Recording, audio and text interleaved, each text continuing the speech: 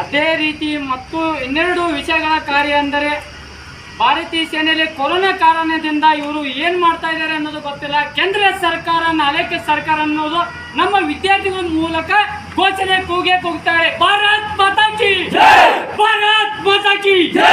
ತಾವು ಏನ್ ಮಾಡ್ತಾ ಇದ್ದಾರೆ, ದಿಲ್ಲಿಗೆ ಕೂಡ ಕರ್ನಾಟಕದಿಂದ ನಾವು ಒಬ್ಬನೇ ಹೋಗಿದ್ದೆ ಅಂತ ನಾ ಹೇಳೋದಿಲ್ಲ. ನನ್ನ ವಿದ್ಯಾರ್ಥಿಗಳು ಕೂಡ ನನಗೆ ಸಪೋರ್ಟ್ ಮಾಡಿದ್ರು ದಿಲ್ಲಿಗೆ ಹೋಗಾಕ. ರಾಜನಾಥ್ ಸಿಂಗ್ ಅವರು ಕೂಡ ಹೇಳಿದ್ರು, ನಾವು ಏಪ್ರಿಲ್ 30ರ ಒಳಗೆ ನಿಮಗೆ ಡೇಟ್ ಕೊಡ್ತೇವೆ, ಯಾಕಂದ್ರೆ ನೀವು ಬಡ ಜನಾಂಗ ಮಕ್ಕಳು ಹಾಗೂ ರೈತರ ಮಕ್ಕಳು ಆರ್ಮಿಗೆ ಹೋಗ್ತಾರಂತ ಅವರೇ ಕೂಡ ಅಂದಿದ್ರು. ಅವ್ರ ಬಾಯಿಂದ ಬಂದ ಮಾತು ನಾ ಹೇಳ್ತಾ ಇದ್ದೀನಿ.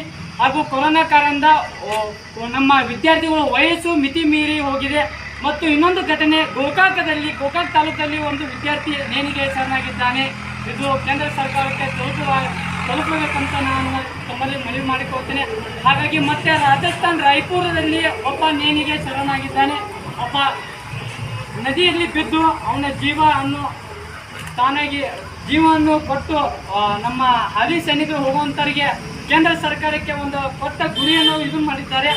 ಆದ ಕಾರಣ ನಮ್ಮ ವಯೋಮಿತಿ ಗ್ರಾಮೀಣ ಭಾಗದ ಮಕ್ಕಳಿಗೆ ಕೊರೋನಾ ಕಾರಣದಿಂದ ಬಳಲುತ್ತಿರುವ ವಿದ್ಯಾರ್ಥಿಗಳಿಗೆ 2 ವರ್ಷ ಏಜನ್ನು ಅವರು ಮತ್ತೆ ಹೆಚ್ಚಳ ಮಾಡಬೇಕು. 23 ಇದ್ದದ್ದು 25, 21 ಇದ್ದದ್ದು 23 ಮಾಡಬೇಕು ಅಂತ ತಮ್ಮಲ್ಲಿ ಕೇಂದ್ರ ಸರ್ಕಾರಕ್ಕೆ ಮನವಿ ಮಾಡ್ಕೊತಾ, ಆಗ ಬಸವರಾಜ ಬೊಮ್ಮಾಯಿಗೂ ಕೂಡ ಮನವಿ ಮಾಡುತ್ತಾ, ನಮ್ಮ ಬೆಳಗಾವಿ ಜಿಲ್ಲಾಧಿಕಾರಿ ಅವರಿಗೂ ಕೂಡ ಮನವಿಯನ್ನು ಸಲ್ಲುತ್ತಾ ಈ ಒಂದೆರಡು ಮಾತುಗಳನ್ನು ಮುಗಿಸ್ತೇನೆ. ವಿದ್ಯಾರ್ಥಿಗಳೇ, ಜೈ ಹಿಂದ್, ಜೈ ಭಾರತ್.